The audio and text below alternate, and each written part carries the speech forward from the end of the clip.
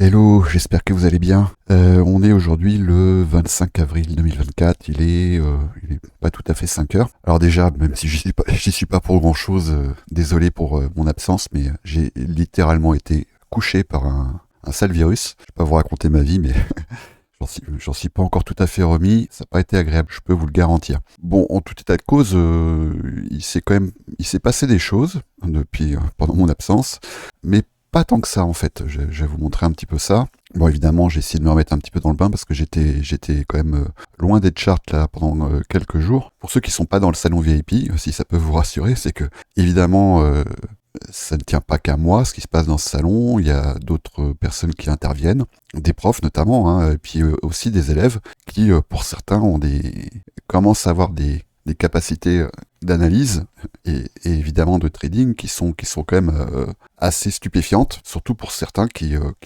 partaient de loin. Donc, notamment, là, je vous offre une petite fenêtre d'ouverture dans le salon VIP. Il y a quand même certains fondamentaux que j'ai transmis, que j'ai pas inventé pour la plupart. Il y en a qui sont le fruit de mes propres expérimentations, mais la plupart, ce sont des choses que je passe, hein. Notamment ici dans Apprendre Trading, où là vous pouvez apprendre certains concepts. Alors des setups qui viennent pour la plupart d'ICT, mais pas que, aussi de la Williams, et puis certains que j'ai développés moi-même, comme le YPR, le OTESD, et puis voilà, en gros, après, ce sont des déclinaisons, on va dire, hein.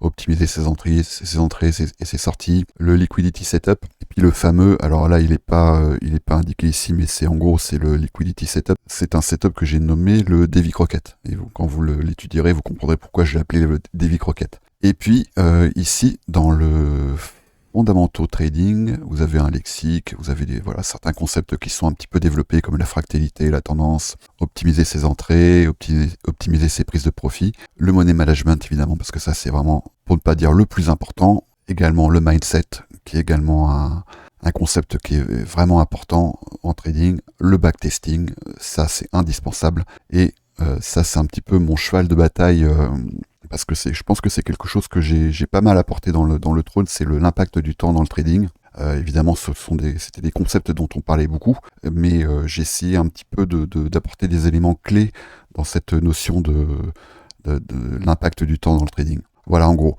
Alors, pour revenir un petit peu à notre chart, comme d'habitude, je vais commencer par ce qui s'est passé sur le dollar. Mais il se trouve que pour l'instant, on n'a pas retesté ce point clé là que j'avais identifié, qui correspondait donc à un volume imbalance ici, un gap imbalance, pardon. Et on est venu à peine le toucher, et il se trouve que pour l'instant, le prix, il a réagi. Alors bon, il a réagi, on ne sait pas jusqu'où il va réagir.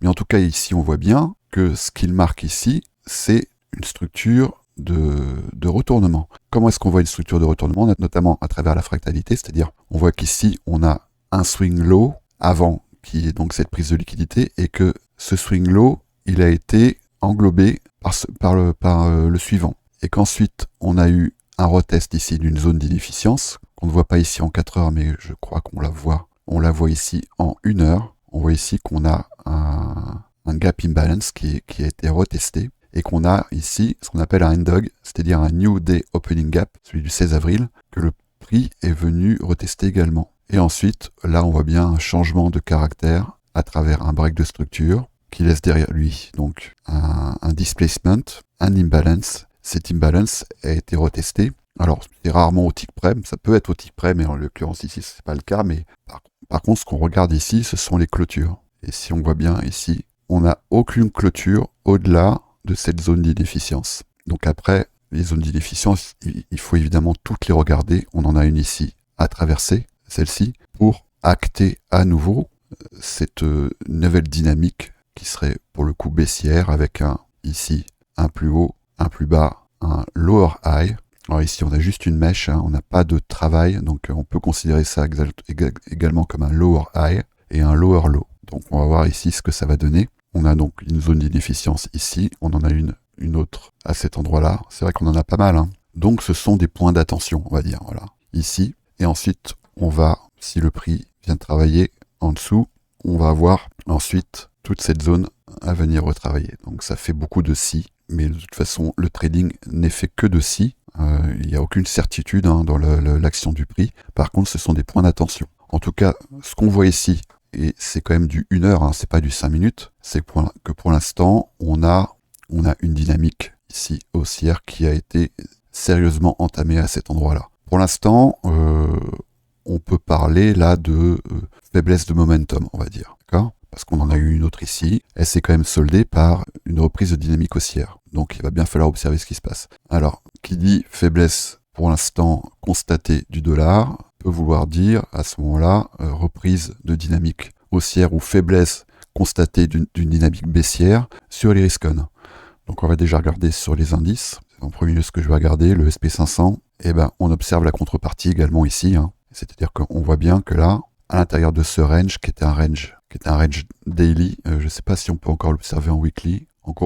Voilà, ça correspond en gros à cette bougie weekly, c'est la bougie du 15 avril. On voit que pour l'instant, le prix est encore contraint là dans cette bougie weekly, et que là, on assiste à, pour l'instant, une reprise haussière. Voilà où on en est. Donc là, ce reflux baissier, pour l'instant, je vais le mettre sur le compte d'un repricing de cet imbalance. Et que pour l'instant, on voit bien qu'on n'a pas de clôture sous cette jambe haussière là. Donc on va évidemment observer. Là, on n'est plus en début de semaine, on est jeudi.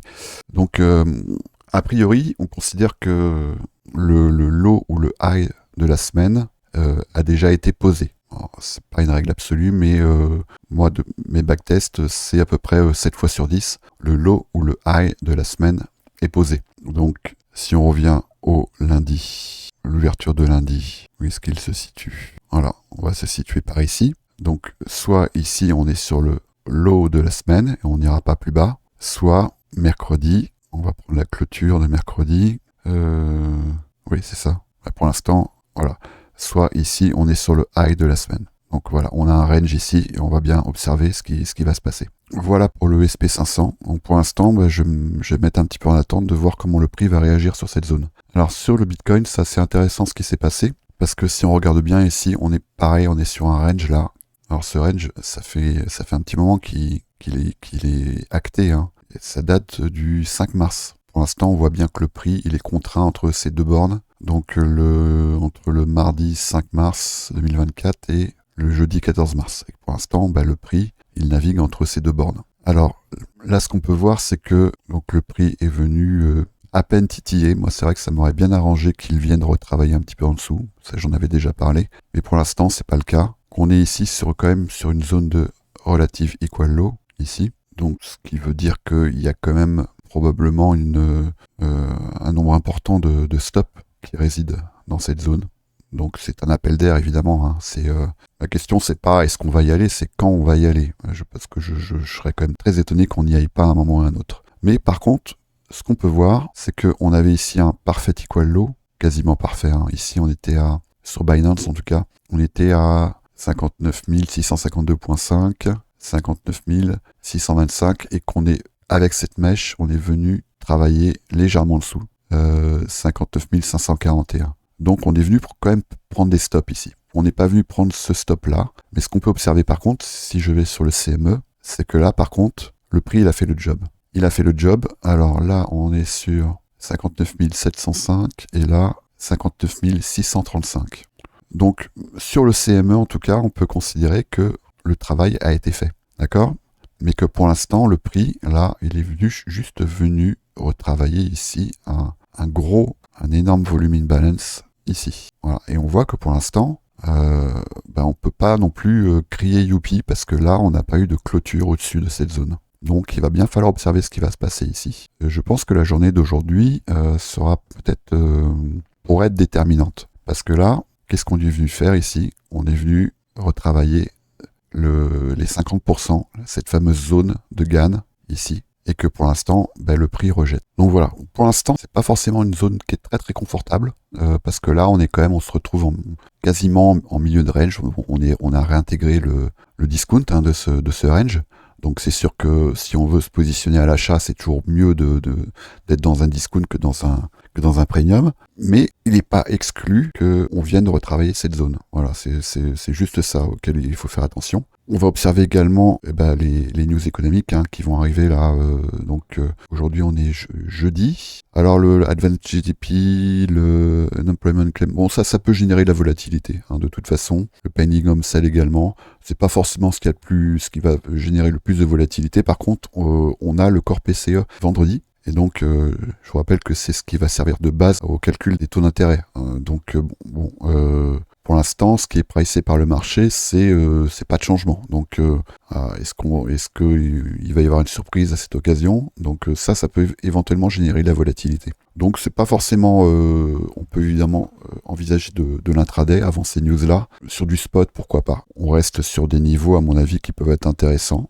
Si on est haussier, moi, je reste quand même partisan de garder quelques cartouches pour ces zones-là. Alors, je sais que ça ferait quand même une baisse assez conséquente. Là, on est quand même sur du 10%. Mais bon, après, Bitcoin, il passe après. Entre 10 et 15%, c'est toujours envisageable, en fait. C'est complètement envisageable d'avoir peut-être pas un travail. Ça peut être sous forme de mèche. Mais bon, je pense qu'il faut quand même s'y préparer. Donc, ici, du levier. Bon, si c'est vraiment pour respecter un money management, pourquoi pas. Mais à ce moment-là, on va aller chercher dans les plus petites unités de temps. Et moi, je pense pas que ça soit prudent pour l'instant d'envisager de se positionner avec levier avant l'ouverture des marchés, c'est-à-dire avant la London, donc 3h du matin. Donc là, heure de New York, pour l'instant, il n'est que 23h10. Voilà, dans ces zones-là, pourquoi pas. Voilà, donc là, je vous ai donné un peu les points d'attention qu'il va falloir observer. Pour le reste, on va regarder ça avec le salon VIP, parce que j'ai repéré quelques niveaux qui pourraient être intéressants, et puis quelques paramètres que je réserve au salon VIP. Si vous voulez nous rejoindre, je vous mets évidemment tous les liens en description, c'est gratuit et welcome. Alors, les salons VIP. On va évidemment observer les zones d'inefficience que le prix laisse derrière lui. Pour l'instant, c'est vrai que c'est pas forcément très très confortable. On a ici, alors on voit bien ici qu'on a une jambe baissière avec plus haut, plus bas, lower low, lower high, lower low, lower high, et que ici on peut observer là un changement de caractère en 5 minutes. Bon, ça reste du 5 minutes, mais après le 5 minutes ça se trade. Si on regarde un peu les fractales, on avait par exemple ici, on en avait une ici par exemple, qui pouvait nous permettre de nous positionner sur ce point, mais là on va évidemment être très raisonnable sur nos objectifs. Là par exemple ici, si on avait envisagé un 2 pour 1, avec une entrée sur cette imbalance, un stop. Donc là ici, évidemment, ici, levier, donc hard stop, faut pas déconner. Et en 2 pour 1, voilà, bon, on l'aurait eu très rapidement, en fait. Mais moi, je me serais pas forcément positionné directement ici. Par contre, j'aurais attendu. Donc là, cette mèche-là, elle m'aurait pas concerné. Donc, en 2 pour 1, ça nous fait ça. Allez, bon, on y est presque. Et par contre, j'aurais attendu ce point-là. Voilà, je me serais positionné ici. Voilà, et on aurait été assez rapidement gagnant ici sur cette entrée. C'est quelque chose qu'on pourrait éventuellement envisager de reproduire. Alors on va voir un peu ce qui se passe. Non, ici par contre j'ai pas les conditions. Là ici j'ai pas à nouveau d'inefficience. Et là sur cette prise de liquidité ici, là je pourrais éventuellement avoir des conditions pour passer vendeur. Je vais pas envisager moi pour l'instant ici de passer vendeur. Je vais vous expliquer pourquoi. Peut-être à tort, mais ici effectivement là on aurait pu envisager de passer vendeur sur cette inefficience là, avec un stop au-dessus de cette bougie, et avec un 2 pour 1, ça nous ramènerait, on n'y est pas encore. Mais moi, j'envisagerais pas pour l'instant ce move, en tout cas pas avant l'ouverture de la London, évidemment. Et il y a quand même un point qu'il faut pas oublier. Alors, il y en a qui vont encore crier, mais je m'en fous un petit peu. Bon, ceux qui me connaissent voient à peu près où je veux en venir. On est un soir de pleine lune. C'était hier soir, le soir de pleine lune. Bon, jusqu'à présent, bon, il y a toujours évidemment des contre-exemples. C'est toujours quelque chose que j'explique pas vraiment, mais en règle générale, c'est plutôt. Je parle de corrélation, je parle pas de causalité. Je suis pas en train de dire que c'est à cause de la lune qu'il se passe ci ou ça, mais c'est ce que j'observe. La plupart du temps, c'est que la pleine lune souvent marque un bottom. Temporaire évidemment, c'est pas un bottom décennal, mais qu'assez souvent, en tout cas en daily, je peux même aller en 4 heures, souvent ça vient marquer un bottom. Voilà, et que ça, évidemment, ça se trade. Donc, je vais pas dire à tort ou à raison, parce que jusqu'à présent, j'ai rarement eu tort de le faire, mais en règle générale, moi je garde une cartouche en spot. Alors là, la ligne, je sais pas pourquoi elle est décalée. Elle est le 24. Non, c'est bon, c'est bon. Mais en règle générale, moi j'ai toujours une petite cartouche en spot pour la pleine lune. Voilà, c'est un peu mon petit rituel. Et jusqu'à présent, je suis à peu près à 80% de résultats positifs sur le spot. Et de toute façon, en règle générale, ça s'avère être un bon point d'entrée spot, ces moments-là sur le marché. Qu'est-ce que j'avais engagé d'autre comme position sur Link? Voilà, j'avais eu un point d'entrée qui me semblait intéressant ici. Oui, c'est ça, je suis bien sûr. Ah non, je suis sur Bitcoin. Bon, là, ça, c'est un trade que j'avais passé auparavant. Sur Link, voilà, on est là. Et bon, pour l'instant, j'ai commencé à prendre des profits. Hein. J'ai pris des profits ici et ici. Donc là, bon, pour moi, cette position, elle est neutralisée. Et j'envisage toujours ce point ici, à minima. Je pense que si on y va, je garderai quand même une petite cartouche, mais je pense qu'on va venir ici retester cette zone d'inefficience là, à cet endroit-là. Bon, pour l'instant, on n'y est pas encore allé. J'attends un peu de voir. C'est sûr que là, si le prix va sous cette zone, je pense que c'est probablement pour aller plus bas, parce que là, on est quand même sur une zone de relative equal low ici. Mais bon, en tout cas, pour l'instant, c'est pas le cas. Et j'avais aussi engagé une cartouche sur Tron. Et pour l'instant, Tron, la dynamique haussière là en H1, elle est pas entamée. Tron, il est assez intéressant parce que souvent, lui, il fait sa vie. C'est ça qui est assez marrant parce que il y en a qui disent que le prix manipulé par A.G. Stinson, c'est possible. C'est possible, c'est vrai que c'est quand même une blockchain qui est bien à part et souvent avec un prix qui en fait qu'à sa tête. Voilà, donc j'avais observé ici un changement de dynamique. Alors c'était observez ça ici en 15 minutes. Voilà, on voit bien ici la fractale et voilà, j'étais rentré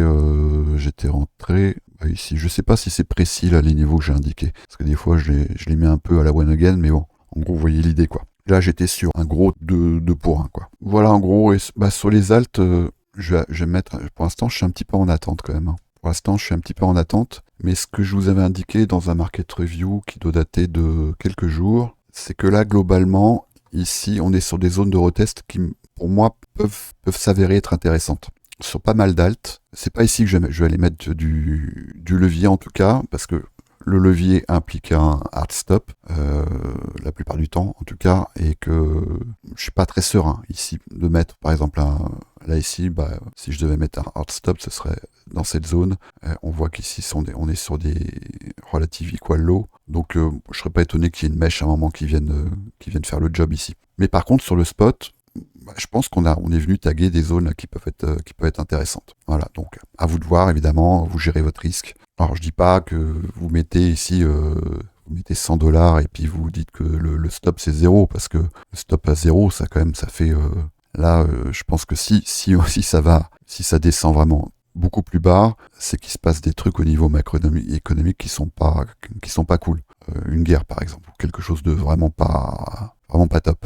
Mais d'engager ici quelques cartouches en disant j'invalide si le prix fait ça ou ça.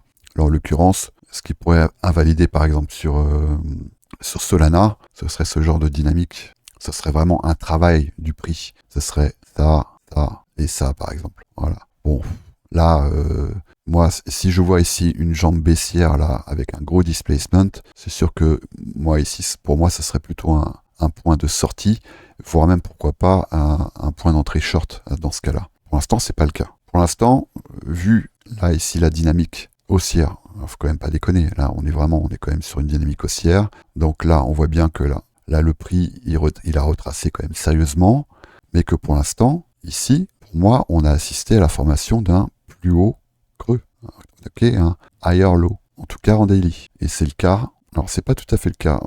Là, faut sur Ethereum, mais et alors bon, c'est pas le cas, certainement pas le cas sur Atom, mais Atom, on se demande bien ce qu'il fait lui. Hein. Atom, pour l'instant, il est encore dans un range en fait. Hein.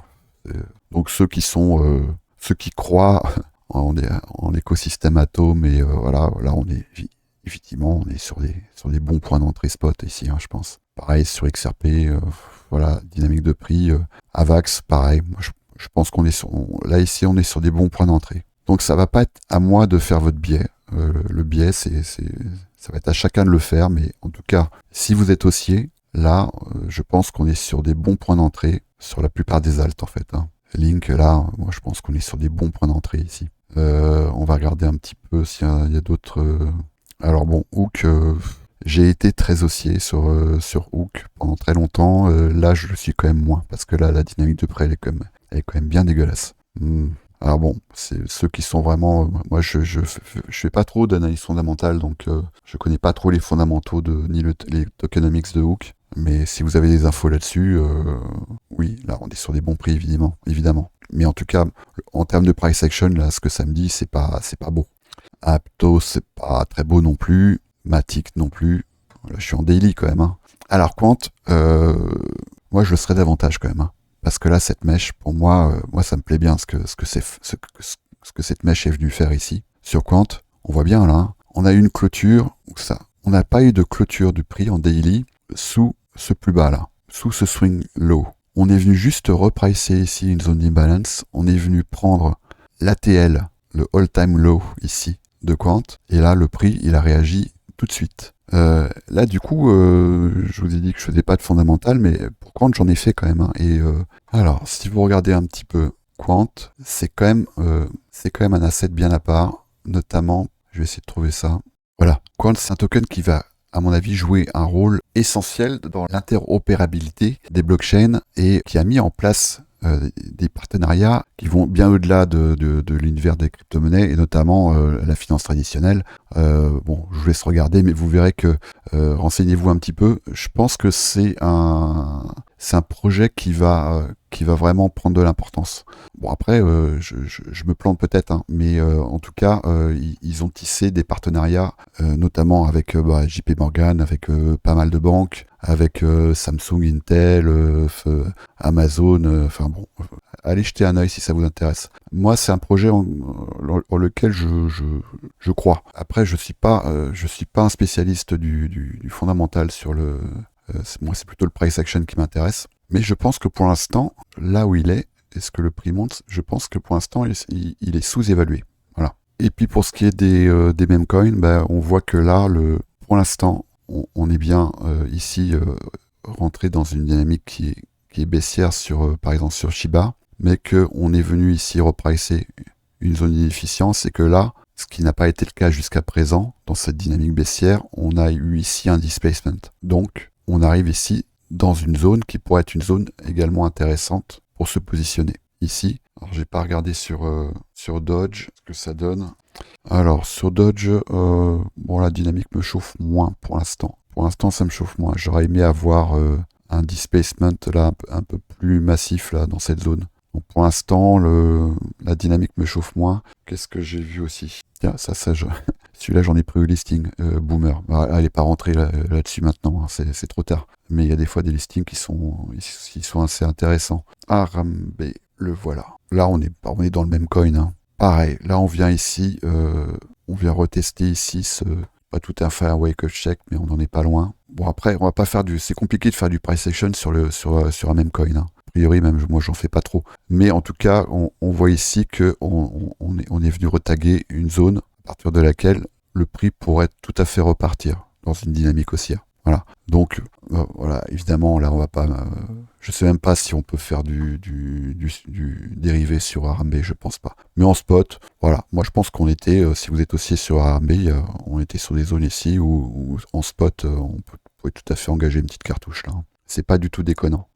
Parmi ceux que j'avais mis de côté, je crois que c'est à peu près tout, parce que les autres pour l'instant ils ont pas fait grand chose. Enfin, ils ont eu leur heure de gloire, mais après ils sont repartis à la cave. Là, j'avais pris du bonk au listing quasiment. Voilà, 2700%, mais là pour l'instant, voilà, et là j'ai l'impression que ça va repartir, je sais pas où. Alors il y en a un qui pour l'instant reste, à mon avis, dans une zone intéressante. C'est Magic. On voit qu'ici on est dans une surface de travail et que pour l'instant il semble y avoir un consensus là, dans cette zone de prix là. Alors pareil, je sais même pas à quoi ça correspond Magic.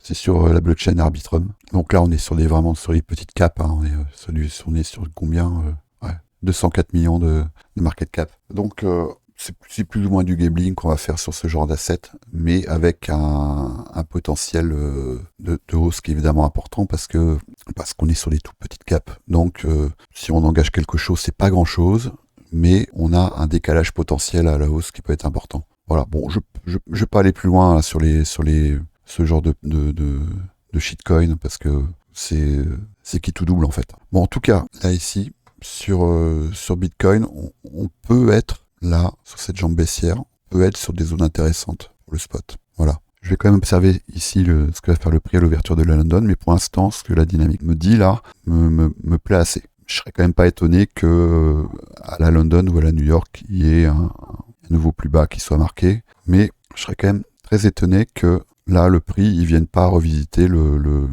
au moins travailler un petit peu le premium de ce range. Là, pour l'instant, ce qu'on voit ici, c'est pas vraiment du travail. Hein. On est venu travailler un petit peu sur l'équilibrium. Donc, alors, ça peut effectivement, ça peut rejeter et puis aller plus bas. Moi, je serais quand même très étonné qu'on vienne pas prendre quelques stops dans cette zone ici et qu'on vienne pas retravailler cette zone. À minima. Voilà. Bon, pour l'instant, c'est mon biais. Soyez safe, et puis si j'ai des informations, des insights, je posterai ça dans le salon VIP. Allez, bonne journée.